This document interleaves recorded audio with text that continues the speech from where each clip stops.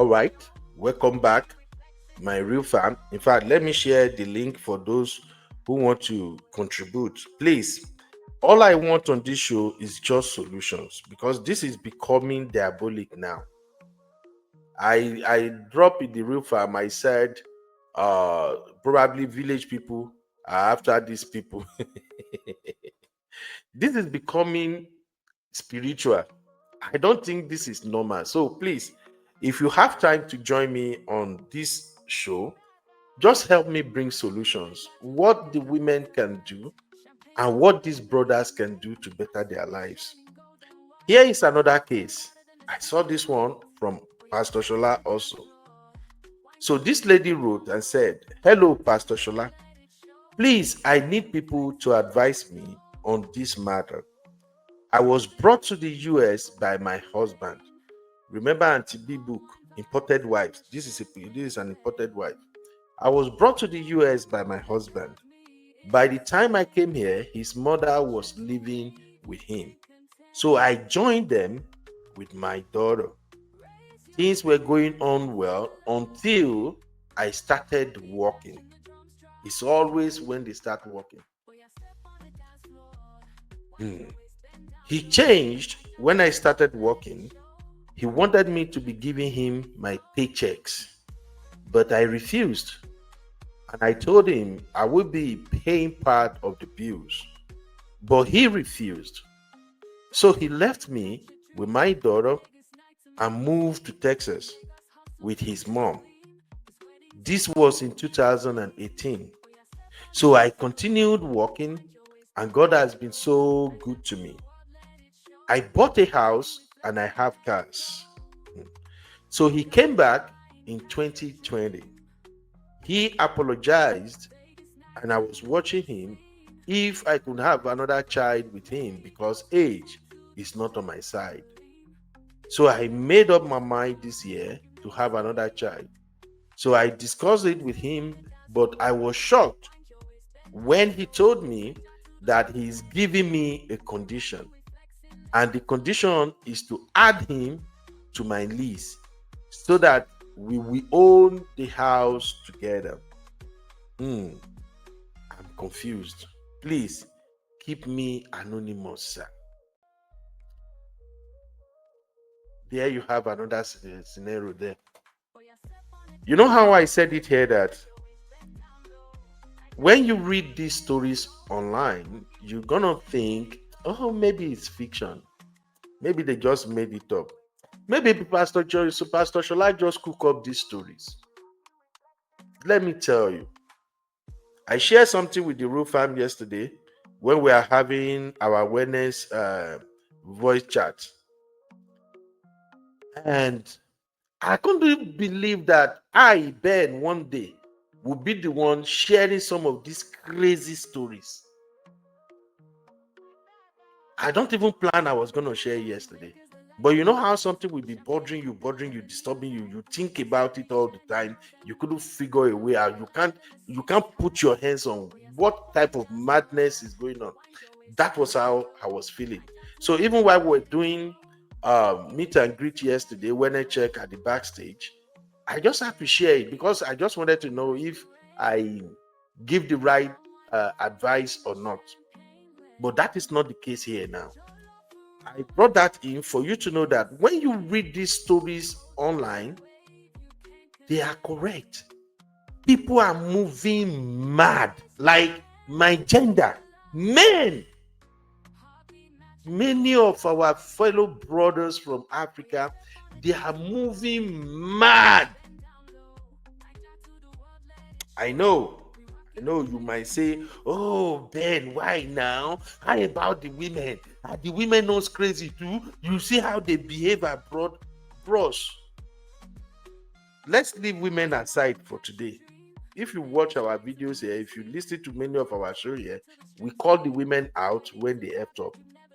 But this situation of jobless, lazy African men is becoming an epidemic. Is spreading like wildfire. And I think the earlier we started calling out this BS, the better. Now, look at the case I just shared with you right now. A woman with just one daughter, she came to abroad too. She joined her husband abroad, another imported wife. And by the time she got to the US, the husband and the mother, they were already living in the same house. So she got to the US, started living with them. Everything was fine and good. Meaning the man was a provider when she came in. Things were okay until she started working. And then the husband said, I need your paycheck. Give me your paycheck. The story I shared with the real fam yesterday, I even forgot to include this. Those who heard that story yesterday, I left this part out. I forgot. Let me just tell you. The sister I shared the story with you yesterday, the husband did the same BS that is in this Pastor Shola story now. As soon as she started working, the husband told her to give them his own personal account at her job for direct deposit.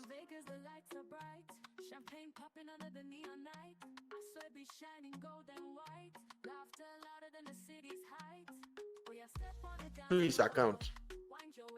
Sorry, I know my internet is doing somehow. I think I forgot. It's like my son removed the upstairs router. Maybe when people come in, I will go and fix it. So on this Pastor Shola's story now, is the same disease. Same disease. So, brothers, let me tell you, as soon as you are the man who wants your wife to go and work and give you the paycheck, you are a failed husband. It be like say, una no go see and where make I talk and make una see and from my eye. I'll say this again. As soon as your wife is working and you ask your wife to give you her paycheck or to deposit her salary into your account, you are a failed husband. There is no two way about it. You are no longer a real man. You are now a pimp. You have now become a weapon fashioned against your wife. As soon as you want your wife to bring her income so that you will be in charge, administering her fund, the salary she worked for, you have become a failed husband. I'm looking into your eyes now and I'm saying this. I'm a young man, or probably a younger brother to many of you African brothers out there who are practicing this rubbish. When you demand that your wife give you her paycheck, you are no longer in charge of your home. You are no longer the leader in your home. You are now an Alakoba husband. You have now become an Olori Buruku husband. You have now become the enemy to your own wife. You have now become a prayer point to your wife. If it vex you, it is what it is. You might say, I know some people might say, okay, Ben, what if they have joint account? It's fine to have joint account, but this is what I'm still going to tell you as a man. You do not have joint account because you want to take over your wife's money. It's a sign of failure.